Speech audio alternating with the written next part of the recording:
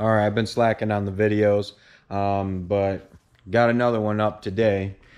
Got the Lexus back in here, and I've been daily driving it. All the bugs and all the dirt and grime.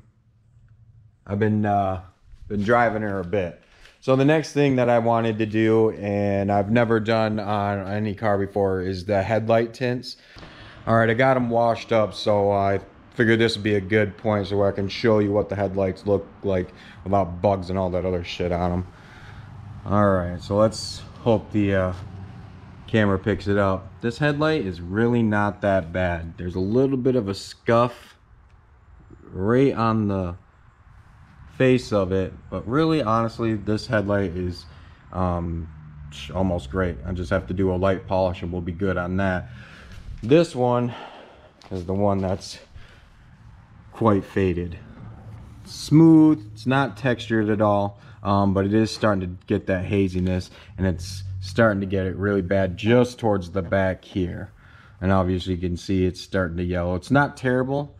It looks like it is just surface, and it's smooth, so it's not too textured, so I know the polish that I've got will do it good. Now this is a buffing compound. It's actually going to be put on a buffing wheel, and then I'm going to work mainly on this headlight, do a light polish on that one, and then I guess we'll check back in after I do that. All right, this is just after just one pass, just one little dollop like the instructions say, and just spent just a couple minutes on it, and it's already looking 10 times better. I haven't got this one. It's gonna be hard to pick up on camera, but you can kind of see the haziness, and it already starting to brighten up here just a little bit. The stuff that I'm using is this plastics from Meguiar's. It's a good name company, so I figure I might as well go with that, and it's not crazy expensive, but it's obviously designed for headlights, taillights, and anything that's clear plastic. So so far working pretty good. Now, like I said, it's only one pass, so just gonna keep on throwing it at it until it gets about to where I want it, and I'll use this as a reference. I'll keep going until eventually this looks pretty close to the other side. I don't think I'm going to get it 100% because a lot of this tinting will be throughout the plastic and on the back side, just from general moisture and heat. So we'll see how it goes. All right, I got 4 passes on this one headlight now, and I see a lot of a difference. It's going to be hard to pick up on camera, but that and that, can't really see it, but there's a lot of haziness up here, and that looks a lot better. The yellowing is definitely diminished a lot. I mean, that is definitely better. So look at this one, look at this one. I wish it would turn out more like that, but I think that yellow haziness that's in there is pretty much there to stay. That 4th pass that I did really didn't change a whole lot, so that's why I'm gonna vote for that. I think this is as good as I'm gonna get her, but I mean, it's smooth, really smooth. There's no drag on it whatsoever, and that's gonna be perfect for when I lay the tint over it, because that tint's gonna act like a protectant anyway, keep these headlights lasting a lot longer. Feels really nice. This side, even though it's smooth, it drags. So I'm gonna do this one about the same number of times to get it about that same clarity, and then do the other side, which the other side is just gonna be once over just to get it brightened up, but I don't want to get in it too nice because these ones are never gonna match those other ones, not unless I have them professionally done or just buy new ones. But yeah, we'll continue on. All right, this is not only does it have a protective clear on the front, but it's got the adhesive cover on the back. Got to peel it off without it getting stuck to itself. And obviously I pre-cut it just bigger than the actual light itself, so that way I have a little bit of room to work with. Since the major portion of this tail light is flat on the back, we're going to start there, because flat surfaces are always easy to start with. It's hard to see but when we go to lay this down, we've got to make sure that there's no bubbles. And it's super hard with this tint. Not only is it thick, but it's not air release like wrap is, so it just wants to bubble up. But any kind of little bubbles, we're just going to take a blade to and make a little hole and squeeze out the bubbles.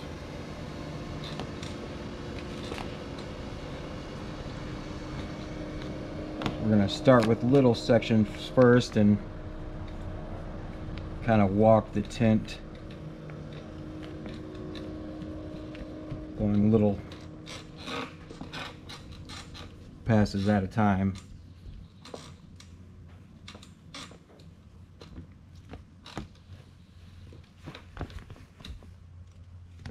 Now once we come to this side, it's going to be a little bit more difficult, just because now we're starting to work with curves, and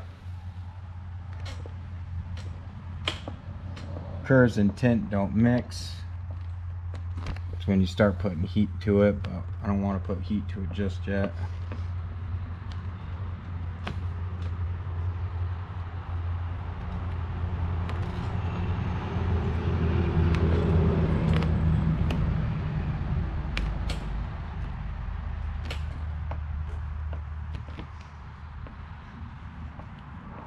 Might be able to walk it around without actually putting heat to it, but we'll see.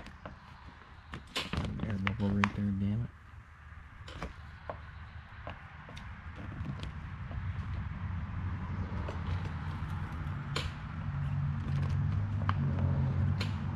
So what I don't like about this stuff is it's so thick. I mean, some wraps are this thick. Just a clear tint, usually not this thick. This is very thick stuff, so it's not very forgiving and malleable. Don't really want to put some heat to that so it doesn't crease.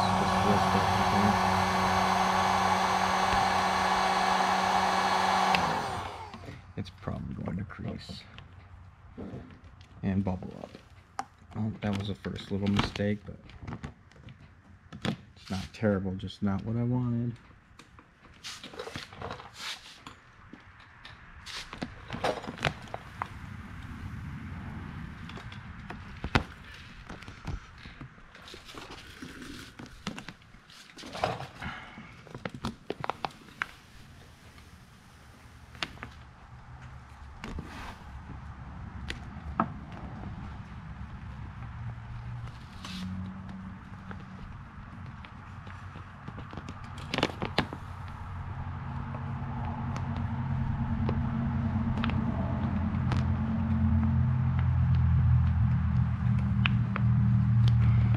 We'll probably have to put heat down in this corner too. Just enough to make it malleable. Okay.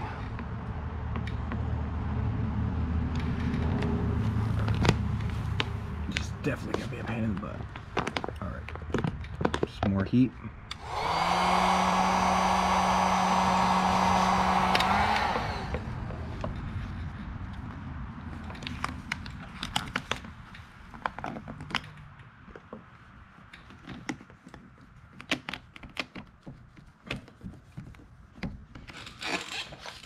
Alright, got some little bubbles there, but not bad. Alright, let's go back to this top corner again. Okay, go ahead and put some heat to it.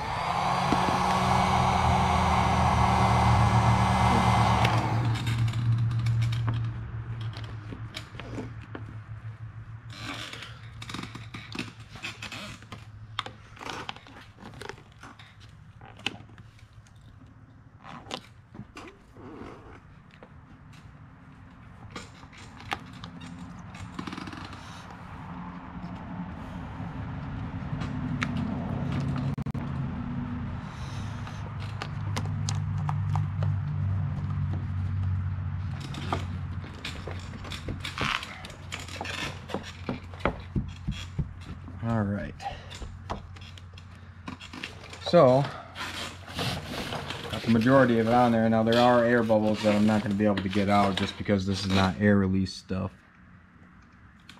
I'll poke it, usually in a corner, and go in. It's going to be really hard to see, but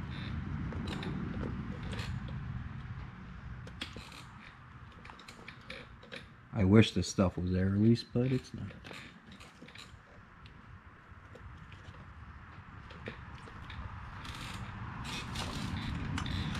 Not only that, but this neochrome tint hides the bubbles, so it's a good thing, but it's a bad thing because I have to move around and kind of see where they're at.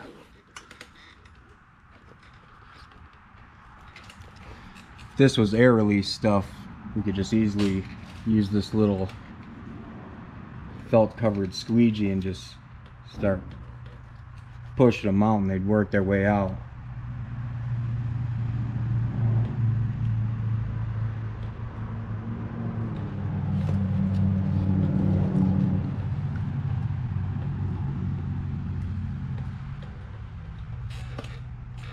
And with tint itself, that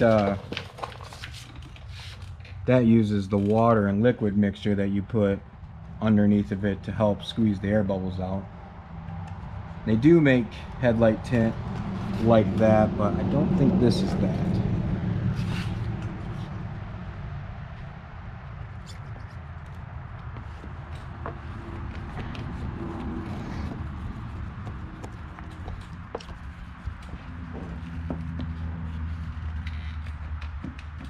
Alright, John, we want to go slowly around the border and heat all that up.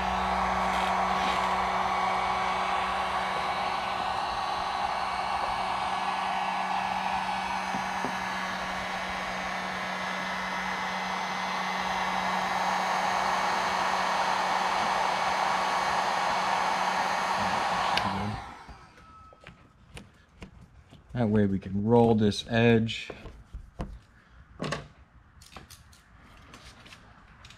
And then we can cut it, keeping along with the edge of the actual lens, which on this stuff is not that easy just because it's so thick.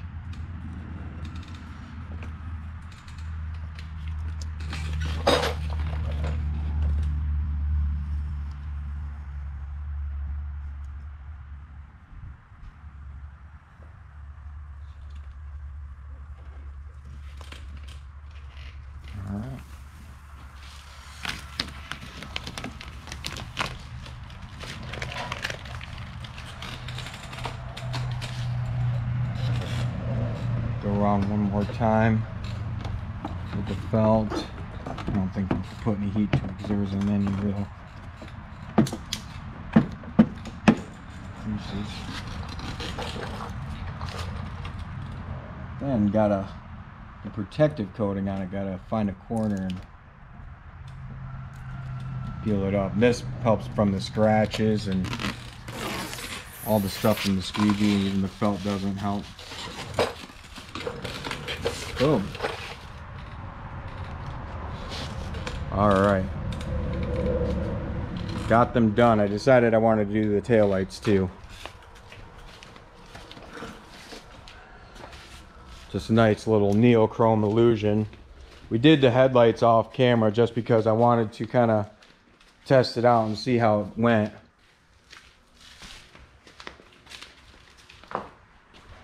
Yeah.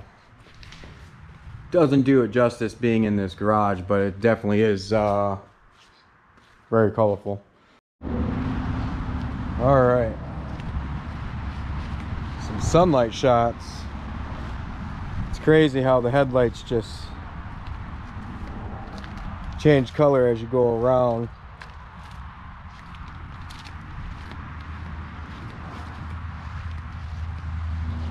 I'm digging it though.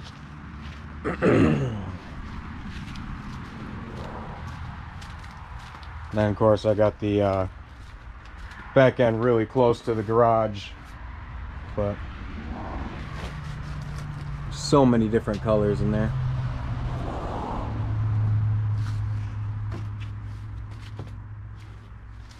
Still haven't washed it yet. I'll probably be later today or something.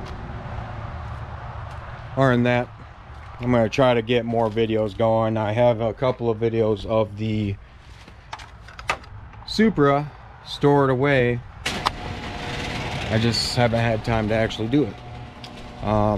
Waiting on parts for the Supra, the exhaust manifold. I got the drive shaft halves that need to be made into just one drive shaft.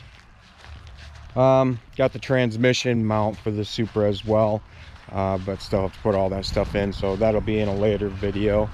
And also going to do another garage kind of tour, go around the cars that I do have and another car that I picked up.